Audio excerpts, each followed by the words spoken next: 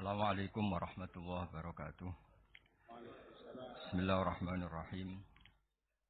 Tabarakalladzi nazzala al-furqana ala 'abdihi liyakuna lil 'alamina nadhira. Allahumma shalli wa sallim wa barik ala sayyidina Maulana Muhammadin wa ala alihi wa sahbihi ajmain amma ba'du. Yang sangat saya hormati Kiai Haji Syukron Makmun selaku sesepuh NU juga sebagai pengasuh Pondok Pesantren Darul Rahman. Yang saya hormati Rais Am NU Kiai Haji Miftahul Ahyar, Ketua Umum PBNU Kiai Haji Yahya Khalil Stakuf, Bapak Menteri Bappenas Bapak Haji Suharto Monarfa, dan beberapa habib semua yang rawuh yang saya hormati. Ada Habib Hud Al-Attas, ada Habib Ali bin Abdurrahman Al-Habsyi, ada Habib Nabil, semuanya yang saya hormati. Sekjen NU dan semua jajarannya yang saya hormati, Katib dan semua yang saya hormati.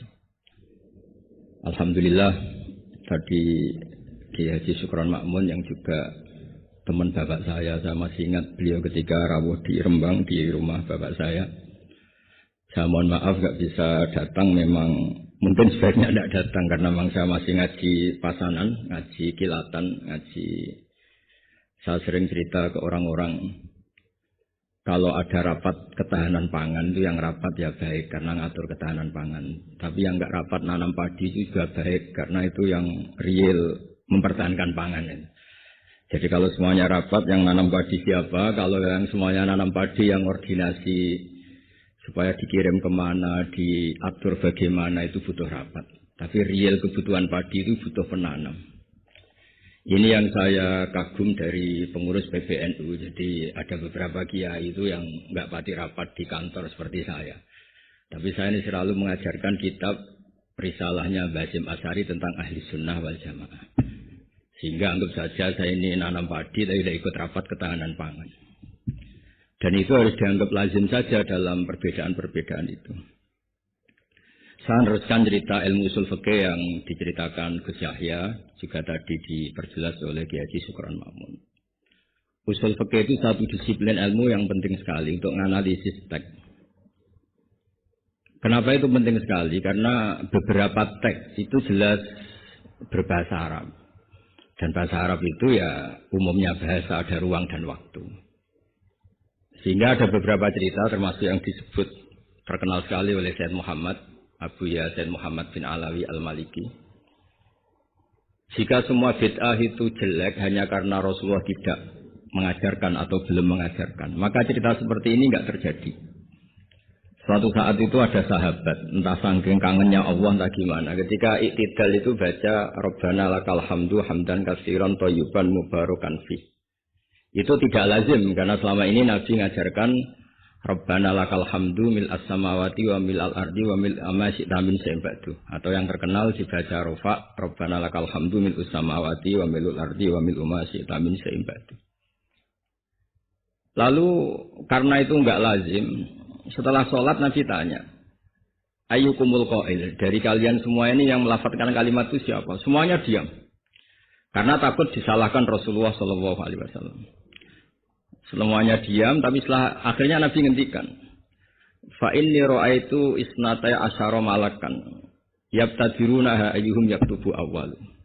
Saat tadi melihat 12 malaikat, mereka berebut sekali untuk mencatat kalimat itu. Kalimat itu begitu indah sehingga 12 malaikat tadi berebut ingin mencatat. Terus pemuda tadi atau orang tadi bilang, "Ha anadza ya Rasulullah." Tadi yang lafadzkan itu saya. Itu tidak ada sabkut ta'lim, tidak ada pengajaran dahulu dari Rasulullah sallallahu alaihi wasallam, tapi itu direspon oleh malaikat dan tentu disetujui oleh Rasulullah sallallahu alaihi wasallam. Maka ini satu kepastian bahwa tidak semua bid'ah, tidak semua hal yang baru itu dolalah atau sayyi'ah. Begitu juga ada sahabat, dan ini yang ditiru NU seluruh Indonesia. Itu kalau ngimami itu, padahal ini didelegasikan di satu perkampungan oleh Rasulullah. Kalau ngimami itu kulhu terus, selalu baca kulhu Allahu ahad. Akhirnya dikomplain sama makmumnya karena ya kok kulhu terus gitu, kan tidak keren. Apalagi trennya sekarang nyari imam itu kan hafid. Gitu. Ketika dilaporkan Rasulullah bahwa yang kau tugaskan ini ya Rasulullah selalu baca kulhu. Gitu. Tapi Rasulullah itu karena orang bijak mengkonfirmasi dulu, kenapa Anda baca kulhu terus? Kata orang tadi, li'annaha sifatur rahman. Artinya ayat-ayat dalam kulhu itu sifat Allah. Maka saya suka. Di situ tidak ada hadzun nafsi, tidak ada ayat yang menguntungkan kita. Semuanya tentang Allah. Biasanya kita sebagai muslim kebanyakan kan selalu memanfaatkan sifat Allah. Jadi enggak rela lah kalau Allah nganggur itu. Misalnya kita bilang innallaha ala kulli syai'in qadir ya. Kalau engkau qadir ya jadikan saya bupati, wakil presiden atau gubernur gitu. Kalau Allah mujib ya kabulkan saya ingin jadi orang kaya kan. Allah itu enggak boleh lah. Sifatnya nganggur itu enggak boleh. Mesti perasaan manusia itu gitu. Nah, di kulhu itu tidak ada itu semua, hanya nerangkan sifat Allah Ta'ala yang nafsaniyah, yang tentang Allah. Apa jawabannya Nabi? Kata Nabi, barusan malaikat Jibril datang ke saya, memberitahu bahwa Allah mencintai kamu, karena kamu mencintai surat ikhlas, surat kulhu. Itu artinya apa? Juga tidak ada sabkut taklim. Bahkan terkonfirmasi dulu, Nabi mengiyakan setelah tanya. Nyatanya itu dibenarkan. Jadi ada sekian bukti bahwa ubudiyah atau ibadah atau perilaku sosial yang tidak ada sabkut ta'lim, tapi kemudian Nabi membenarkan. Cerita ketiga, saya ini keluar dari yang saya bayangkan itu kan ya cerita-cerita nuzulul Quran, tapi sebagai adaban sama Kiai Haji Syukron Makmun yang cerita usul fikih saya teruskan. Memang tadi Gus Yahya juga cerita sanad. Saya ngaji di Kiai Haji Maimun Zubair dan bapak saya seorang hafidz juga ajar. Kiai Maimun itu putra Mbah Zubair. Mbah Zubair itu dulu pakar usul fikih. Beliau dulu ngaji sama Mbah Fakih Mas Kumambang, dulu wakil Rais Akbar. Kiai Fakih Mas Kumambang ini angkatannya Mbah Hasyim ketika ngaji di Sayyid Abi Bakar Sato. Ngaji Syekh Mahfud dulu, Syekh Mahfud Termas. Syekh Mahfud Termas ini ngaji sama Sayyid Abi Bakar Sato. Syekh Abi Bakar Sato ngaji sama Syekh Zaini Dahlan sampai Syekh Utsman Ad-Dimyati sampai musalsal ila Rasulillah sallallahu alaihi wasallam. Sehingga ketika Pak Sukron Makmun cerita usul fikih, saya terus menjadi ingat ketika ngaji Jamul Jawame, ngaji Lubul Usul, beberapa kitab yang menjadi keharusan untuk meneliti teks-teks Quran hadis. Cerita ketiga, dan ini terakhir karena apa ya, selain materi saya juga enggak yang saya bayangkan ya, memang saya tidak bisa datang ke sana. Ketika Rasulullah SAW cerita, saya melihat surga, kemudian dengar derap sandal itu, sandal klompen itu. Terus Nabi tanya, ini sandal siapa kok sudah di surga, suara siapa? Dijawab itu suara Bilal. Walhasil terus Bilal ditanya, kenapa engkau begitu cepat masuk surga? Apa resep kamu? Saya tidak pernah wudhu kecuali setelah itu saya sholat. Akhirnya jadilah syariat sunat rokaatai wudhu. Ada sholat sunat disebut sunat rokaatai wudhu. Dan lagi-lagi dibenarkan oleh Rasulullah SAW. Sehingga cerita-cerita seperti ini mengilhami semua kreasi-kreasi ibadah yang tidak mahdoh dan tidak merubah pakem dari kaidah yang disebut Rasulullah SAW. Maka itu disebut bid'ah hasanah. Dari segi baru bisa disebut baru, tapi dari segi sesuai al-qawaid al-muqarrarah tetap disebut itu hasanah. Sehingga Islam ini ittasa'afaku, Islam ini cakrawalanya luas sekali. Sebab itu ketika Rasulullah SAW intaqala ila rafiqil ala, ya, bahasa halusnya wafat itu intaqala ila rafiqil ala. Ada khilafah yang dipilih konsensus, yaitu Abu Bakar As-Siddiq. Ada khilafah yang ditunjuk, yaitu Umar bin Khattab. Ada khilafah yang ditentukan ahli syura, yaitu Utsman bin Affan. Ada khilafah yang dipilih lagi oleh syura, yaitu Sayyidina Ali karramallahu wajhah. Dan semuanya itu juga akhirnya ijtihad. Dan ijtihad itu sangat luas di ranah usul fikih. Saya beri contoh misalnya dulu sahabat begitu mencintai Madinah, karena itu Madinah itu Rasulullah SAW. Muhajiru Rasulillah, tempat hijrahnya Rasulullah. Tapi Sayyidina Ali itu akhirnya pindah di Irak, di Kufah. Karena beliau ingin nasrul ilm. Jadilah Kufah melahirkan Baghdad yang menjadi Qubbatul Islam. Di situ lahir ulama-ulama top termasuk Sultanul Ulama Syekh Abdul Qadir Jilani.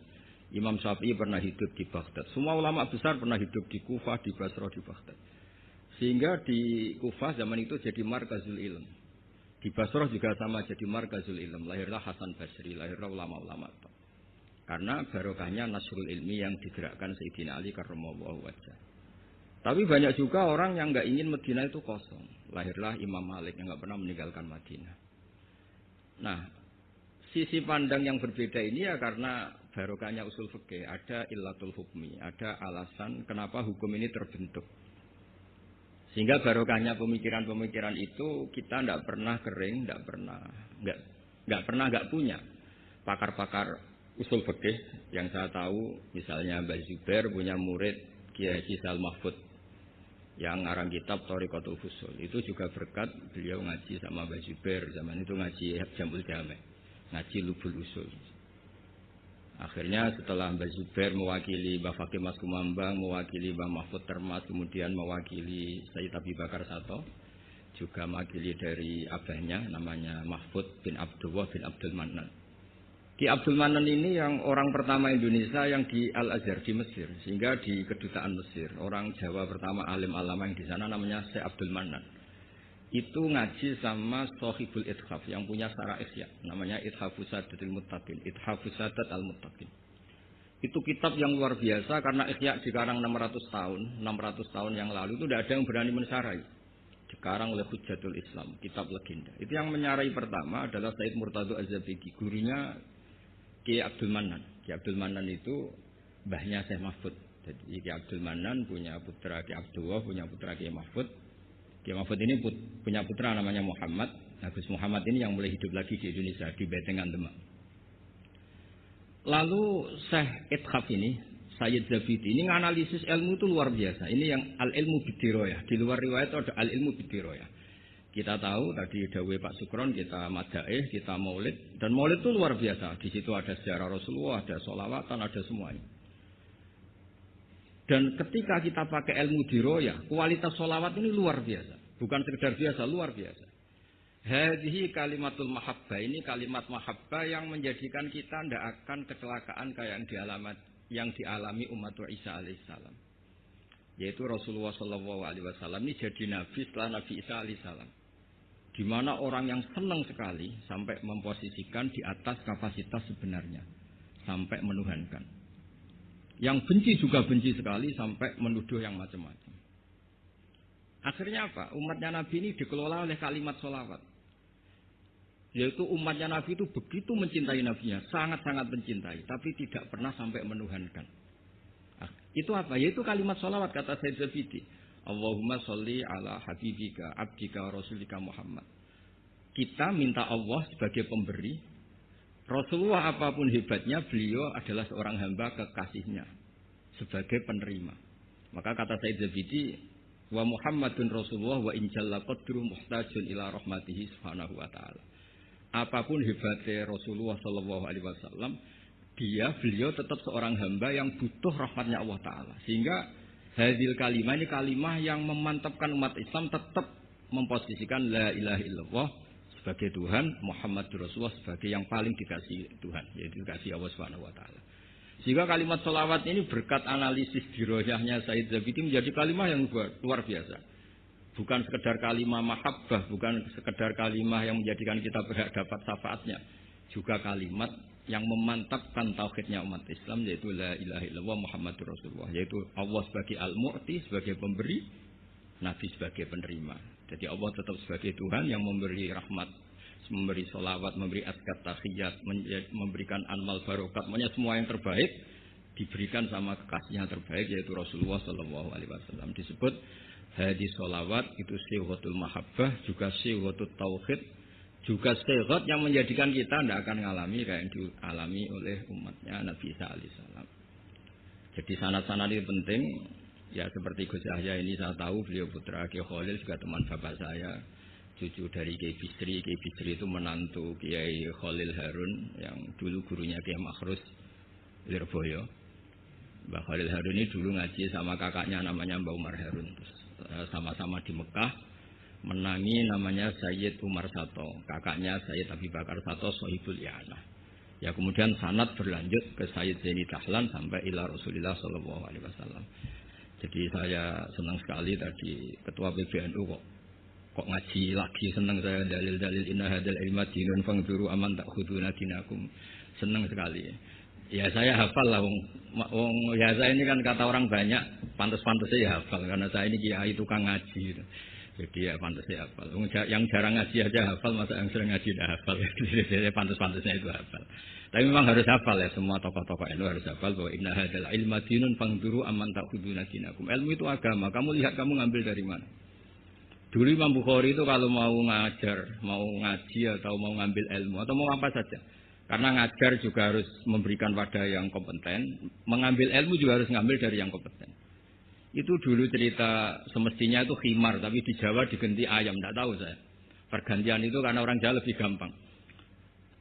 Diganti ayam cerita di Jawa, sebenarnya itu khimar. Khimar dipanggil sama Syekh. Ya entah pakai rumput atau apa, terus datang khimar itu. Setelah datang dipegang, terus kata Imam Bukhari, ini bohong pada khimar, ini enggak berhak jadi guru saya, ini bohong sama hewan. Berarti enggak sikoh. Terus orang Jawa mencontohkan ayam. Ayam dikurkuri, dirayu pakai jagung, terus datang dipegang. Itu sudah menggugurkan kredibilitas seorang rawi, karena bohong sama hewan.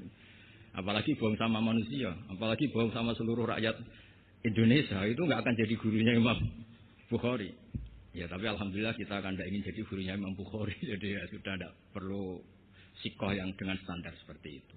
Tapi apapun itu saya terima kasih terutama pada guru kita bersama Kiai Syukron Makmun yang cerita panjang lebar NU mulai lahirnya dan seterusnya, sama Gus Yahya semuanya lah, sama beberapa menteri semuanya. Terima kasih. Mohon maaf. Assalamualaikum warahmatullahi wabarakatuh.